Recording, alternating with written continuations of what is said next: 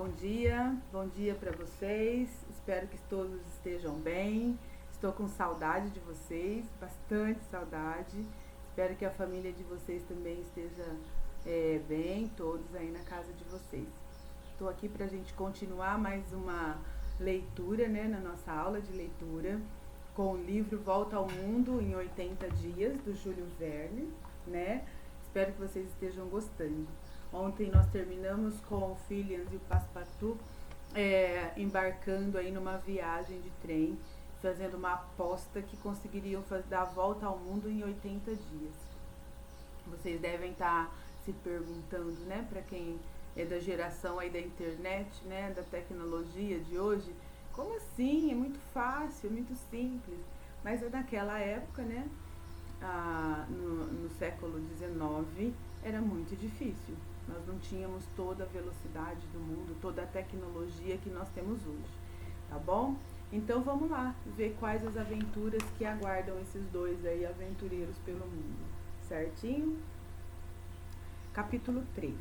Um inspetor de polícia no encalço de um elegante cavaleiro. Os dias se passaram. Em 9 de outubro, o inspetor de polícia Fix aguardava ansiosamente o desembarque dos passageiros do navio Magnolia, vindo do porto italiano de Brindisi. Ele era um dos detetives enviados mundo afora para prender os assaltantes do Banco da Inglaterra.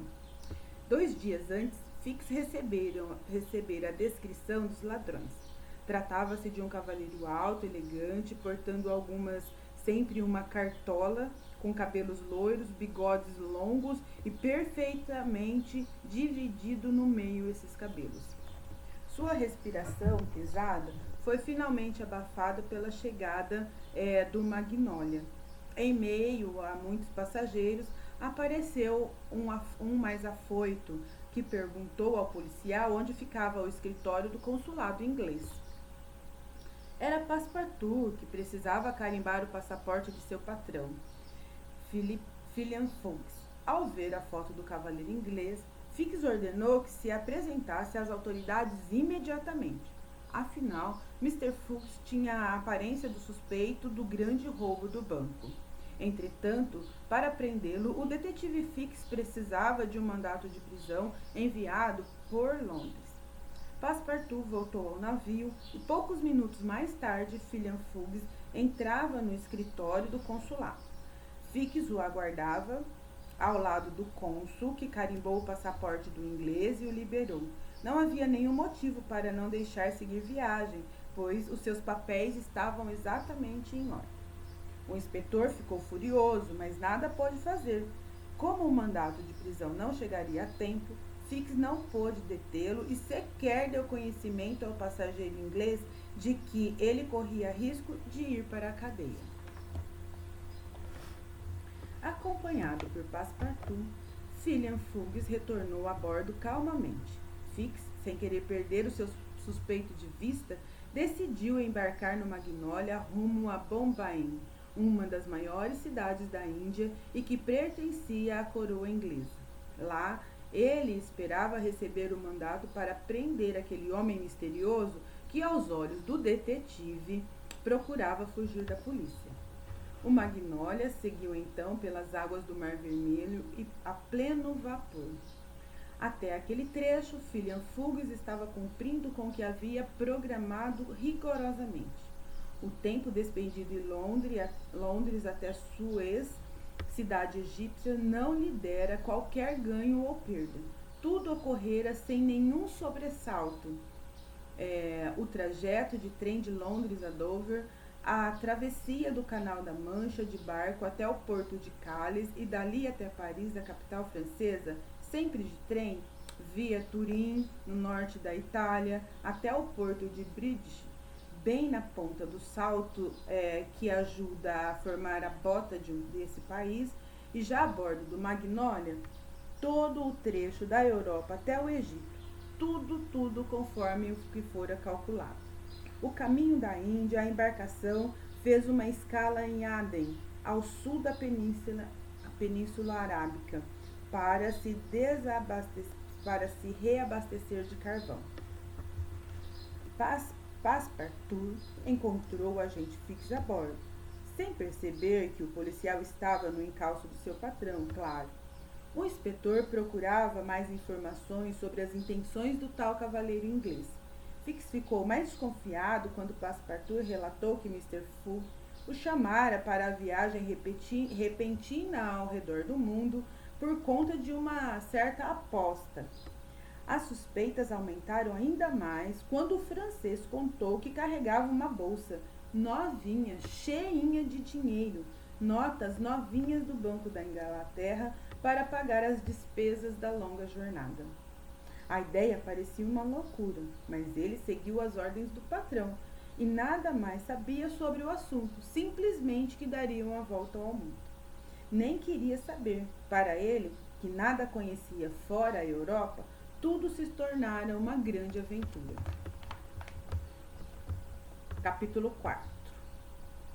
Bons ventos a favor de Mr. Fogg. O mar ajudou Phileas Fogg.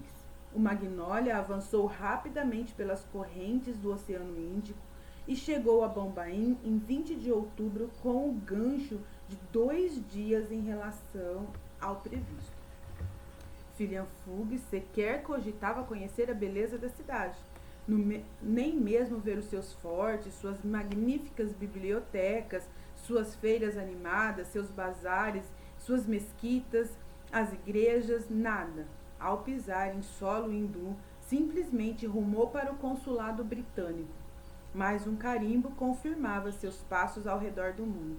Por sua vez, o inspetor Fix ficou desapontado ao descobrir que o seu mandado de prisão não havia chegado ainda. Sem outra opção, decidiu continuar na cola do imperturbável cavalheiro inglês. Enquanto isso, o agitado Passepartout não resistiu em se aventurar pelas ruas de Bombaim. Sua curiosidade o levou até os esplêndidos pagodes de Malabar Hill, onde adentrou sem nenhum cuidado. O jovem francês não sabia que o acesso a esse templo era proibido aos estrangeiros. Sua presença naquele local sagrado despertou a ira de alguns frequentadores. O atlético francês teve de mostrar a sua força e agilidade ao sair correndo, perseguido por alguns fiéis exaltados. Na fuga, perdeu seus calçados, o que lhe custaria muito caro depois. Minutos mais tarde, a locomotiva apitou rigorosamente e desapareceu na noite em direção a Calcutá, que ficava do outro lado da Índia. A bordo, Passepartout encontrou já acomodado Phileas Fogg e próximo a ele um companheiro de viagem cada vez mais incômodo, o inspetor Fix. Capítulo 5. Acontecimentos inesperados nas florestas da Índia. A jornada de trem ocorreu sem nenhum incidente, passando pelas montanhas de Ghats e pelas regiões relativamente planas do território de Kadash, tendo parado em Burhanpur para que os passageiros almoçassem. A locomotiva avançava rapidamente ao longo do seu curso, expelindo uma fumaça que desenhava espirais na paisagem. As palmeiras pareciam saudar os viajantes, balançando entre pitorescos bangalôs e templos magníficos. No entanto, ao chegarem à estação de Rohtal, após mais um dia de viagem, receberam uma notícia surpreendente. Os viajantes descem aqui, ordenou o condutor. Os passageiros nem tiveram tempo de reclamar. O maquinista explicou que o trecho entre aquela localidade e Allahabad não estava pronto. Os jornais europeus haviam informado erradamente.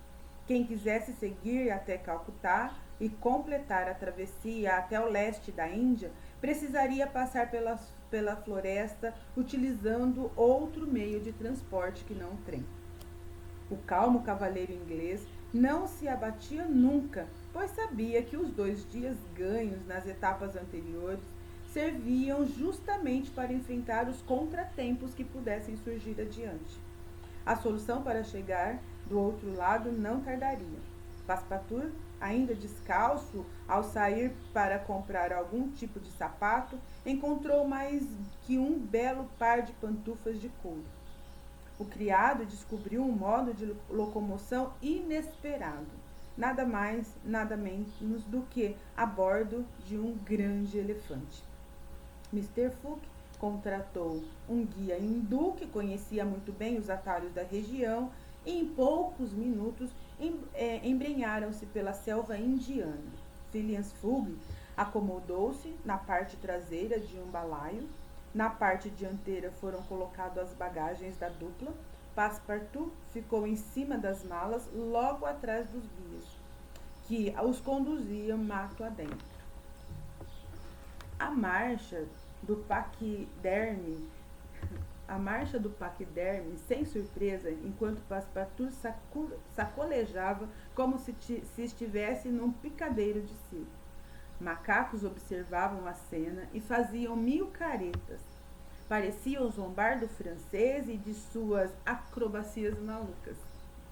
Percorreram um longo trecho de mata fechada que parecia um túnel verde onde mal distinguia o dia da noite. De repente, escutaram um barulho que não fazia parte da sinfonia daquela selva. O som que ecoava entre as árvores parecia marchar em direção a eles e logo se transformou num ritmo tão assustador que o animal parou de repente. Minutos depois, assistiram à procissão de uma seita de fanáticos que andavam aos gritos sobre os sons de tambores. Alguns homens armados de lanças carregavam uma bela jovem coberta de joias e vestida numa túnica cravejada de ouro. Ela parecia estar desmaiada. O guia, que conhecia as barbaridades daquela seita, escondeu o elefante entre as plantas e sussurrou aos 2 passageiros: "Isso é um ritual de sacrifício." A história dessa mulher é um assunto muito comentado por aqui. Ela se chama Mrs. Alda e deverá ser queimada viva, ao lado do cadáver de seu marido, o Rajá, que morreu há poucos dias. O sacrifício será amanhã, no primeiro raiar do sol. "Temos que salvá-la", disse Phileas Fogg, sem perder a calma após consultar o relógio de bolso. "Estou 11 horas adiantado. Podemos salvá-la." E aí, o que será que vai acontecer? Será que eles vão salvar a mulher? Vão enfrentar algum desafio, algum perigo ao fazer isso? O que vocês acham? Deixa aí o comentário de vocês, o que vocês acham que vai acontecer daqui pra frente na história, e amanhã eu volto contando como será o final, tá bom? Beijo, até amanhã, tchau, tchau.